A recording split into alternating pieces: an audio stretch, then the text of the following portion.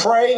Acts 2:46 says they go to the church to pray every day. And the question is, what is different about this day than all the other days when they went to church?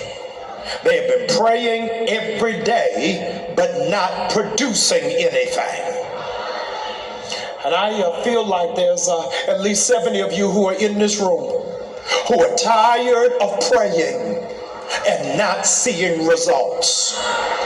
You become so depleted that you ain't even got the strength or the energy to pray.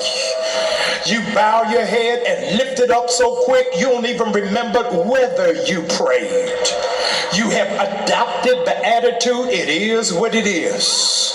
You have resigned, maybe it just ain't my season. Maybe God ain't gonna do it for me. Maybe God has decided another option. But on this day, Peter and John on their way to church said, I don't care how many days God didn't answer a prayer.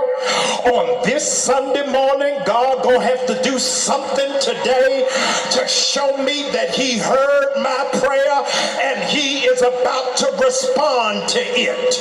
I don't know where you are, but I better stop right here and just say to somebody, I know you ain't seen nothing, you ain't heard nothing, you ain't felt nothing, but if you dragged yourself into church today, God said, watch me work, watch me do something to answer your prayer that is not like any other day you prayed. Get frustrated from prayer. Donnie McClurkin said, I prayed and I cried. I cried and I prayed. After you've done all that you can, but you're still praying. I'm praying, but I feel like ceasing. I'm praying, but I don't see God moving on my behalf. They were having conversations daily with the Creator. Here it is, but they carried no conviction. In other words, they were praying, but they did not believe what they were praying was going to take place.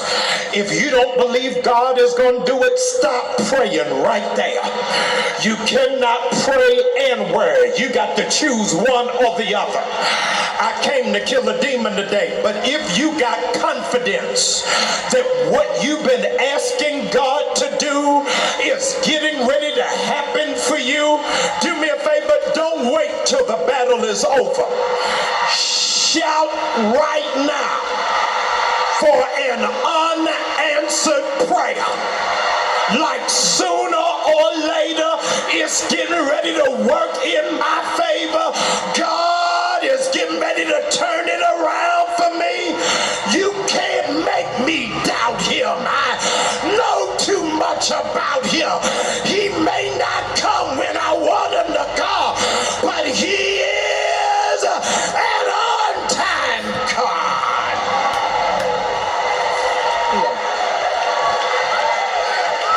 They stepped over him every day because they didn't think anything was going to happen. But God decided that something was going to happen today for the lame man and the powerless apostles. The paralytic was outside begging for coins and didn't believe he was about to get changed. He thought he needed money and didn't know what he needed was a miracle.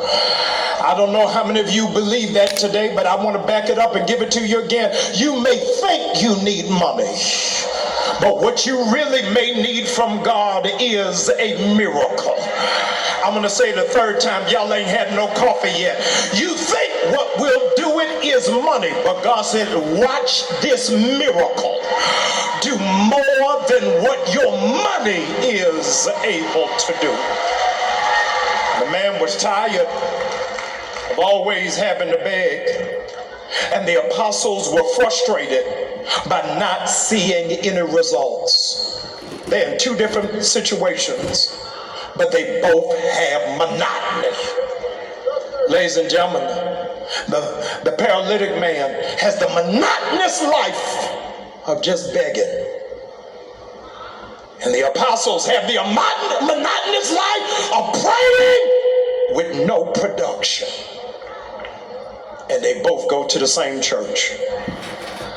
And they both are feeling the same agony. And they both, here it is, are being paralyzed by the monotony. And something has to happen for both of them. Ladies and gentlemen, I want you to zoom in and lean in and see what happens next. What happens next, here it is that this man lifts up his cup, asking for spare change. And it's the only limb in his body that works. It's his arms, because his legs don't work. He lifts up his hands because he can't lift his feet. Sometimes you got to lift your hand when you don't know what else to do. Sometimes you got to lift your hand when all of your power and all of your strength is gone. Father, I stretch my hands to thee. If thou withdraw thy hand from me, whither shall I go? Lead me, guide me along the way. Lord, if you lead me, I will not stray. Every now and again, let the light from the lighthouse fall on me.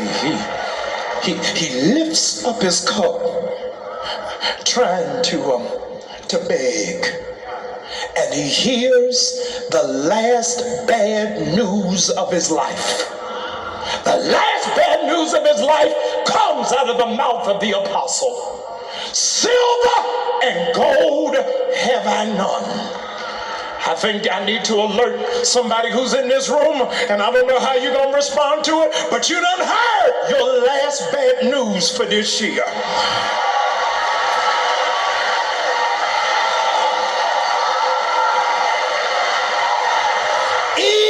People who think they gonna tell you no, God is getting ready to change it. You have heard your last bad news. You heard it from the doctor, you heard it from the teacher, you heard it from the lawyer, you heard it from the friend. It's the last time you're gonna hear bad news. Silver and gold have I none. That's the last bad news this paralyzed man heard. But ladies and gentlemen, I want to say to you, not only is it the last time he hears bad news, it's the last time he will ever have to beg somebody. Oh my God, you ain't gonna have to convince nobody to help you. You ain't got to talk nobody into supporting you. Y'all ain't saying nothing. You ain't got to beg nobody to love you. You ain't got to compromise that they ought to be in your corner. You ain't gonna have to convince nobody. Look at your neighbor, tell him you are not a beggar. You are a joint heir. Everything you supposed to have is about to line up in your life. Everything you supposed to get, he gonna make your haters bless you. He gonna make your enemies open doors. Says you